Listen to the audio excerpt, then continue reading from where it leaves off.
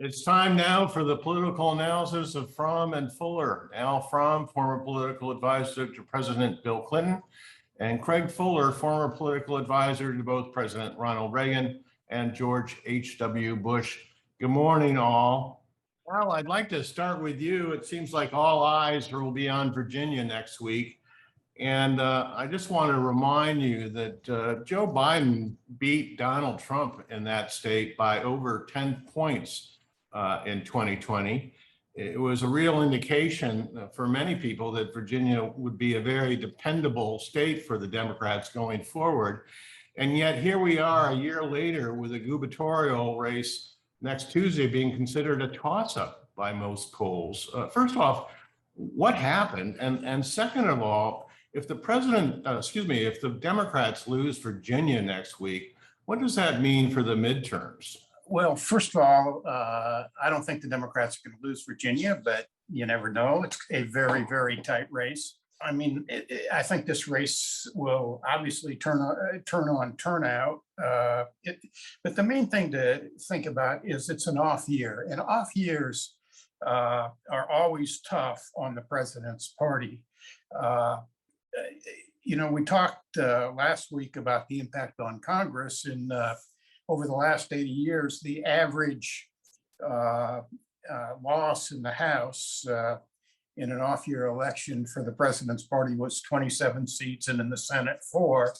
And there are only 2 recent years when the in-party actually won some House seats and held their own in the Senate. Those years were 1998 and 2002, and in both cases, President Clinton in 98 and President George W. Bush in 2002 had approval ratings in the mid-60s going into the election. Biden's are in the low 40s.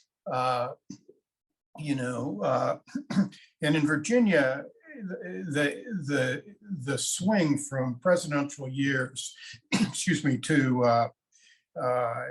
to off years is really great. I looked at Mark Warner, who has been a pretty popular governor and senator in Virginia. And when he ran in a presidential year for the Senate in 2008, he won by 31 points. When he ran for re-election in 2014, same Mark Warner, in an off year, he won by less than 1 point by 17,000 votes. And I remember looking at the maps. I mean, he won all but 4 counties in 2008. And basically what happened in 2014 is he won Northern Virginia, Tidewater, Richmond, and Charlottesville, and lost everything else. I mean, it's really tough. When he ran in a presidential year again in 2020, he won by double digits again.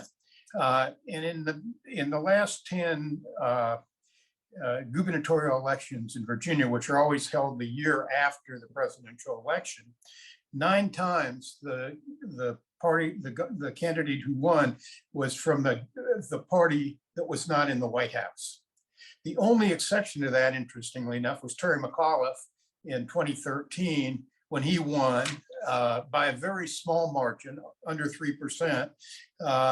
And to do that, he had to overcome President Obama's low ratings because they were in the middle of that disastrous launch of Obamacare. And the truth is, it's not even unique to Virginia.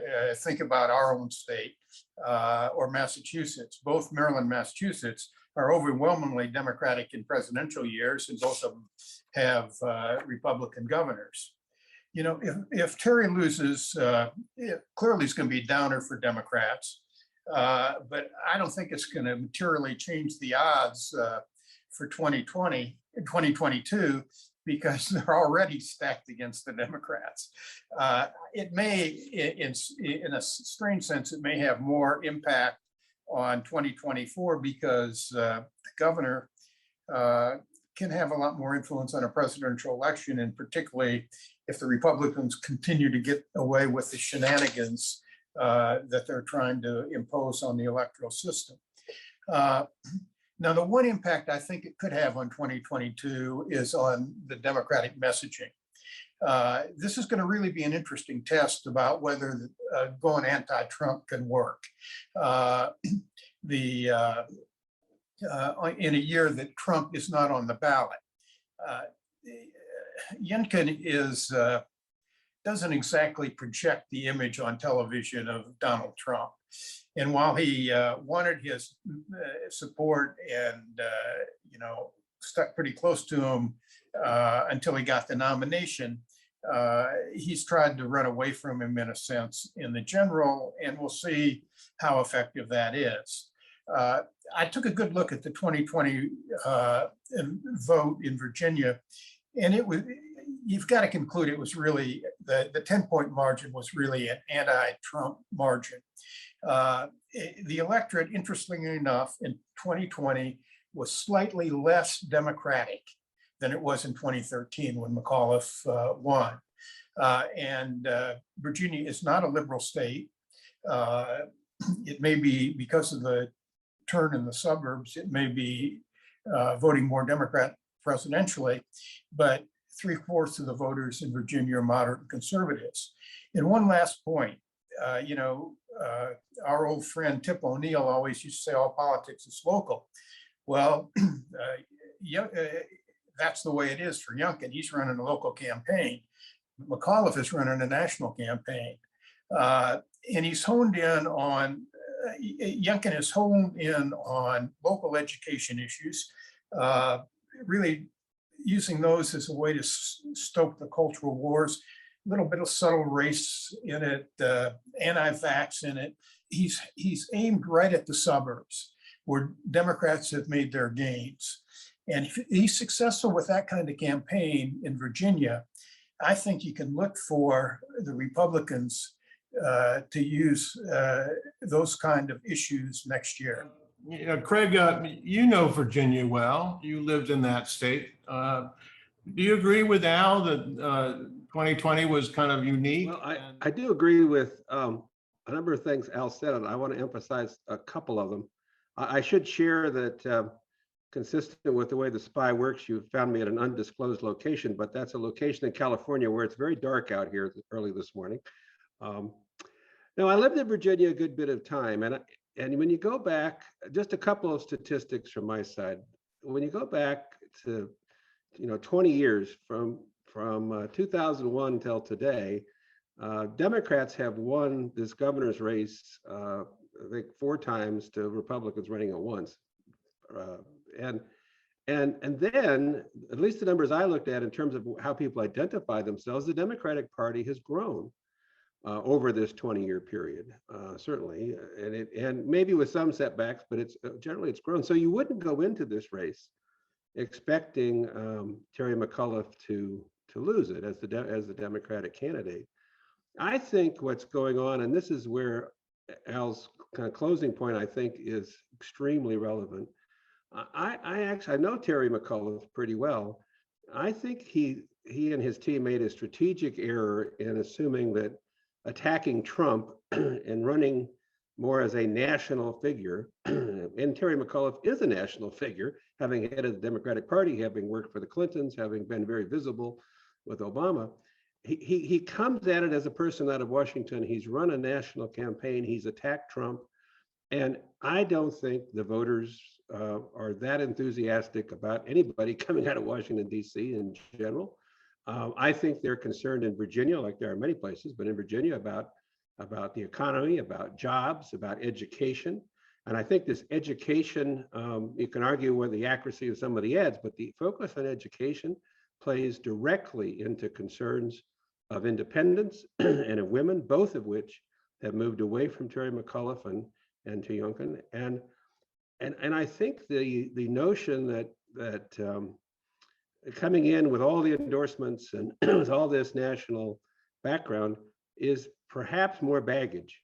And so I in the end, having said this, I think Democrats will come home. I think to some extent, remember, we're reacting to polls, and the pollsters of late haven't been the most prescient people on the planet. And And I think when they poll people in Virginia who are tired of Washington, who are tired of just Trump bashing, who want to know whether a candidate understands issues that concern them, they're sending a message. And I think they're sending a message that, they're not that excited in some cases, independents and some Democrats about Terry McAuliffe. That's hurting him in the polls. When election day comes, if the get out the vote effort is as strong as I'm assuming the McAuliffe campaign will make it, I suspect Democrats will come home. I think the numbers make it very hard for a Republican to win. Obviously, we'll know next week, but that's kind of where I think it's going. And as for 2022, again, I think the implication is all politics is local, and perhaps we'll see here, even if it's a close win by Terry McAuliffe, or certainly if it's a defeat, Democrats, I think, will have to realign the strategy and consider just how big a factor Trump really is in some of these state races in particular, especially if Trump is not on the ballot. Again, I just think we've grown weary. Voters are growing weary of that, and it doesn't necessarily bring out Democratic voters the way perhaps Terry McAuliffe thought it did. Al, we like to keep score at the SPY. What's your prediction for next Tuesday? I think it will be McAuliffe by 1.5 points. I think it'll be McAuliffe. I think it will probably be, I'll say a point. Well, I don't want to pick the same number. I'll say a point. I think Democrats will come home for him. Well, we'll have much to talk about next week. That's all the time we have for now, though. Al Fromm, Craig Fuller, thank you so much indeed. We'll see you next week.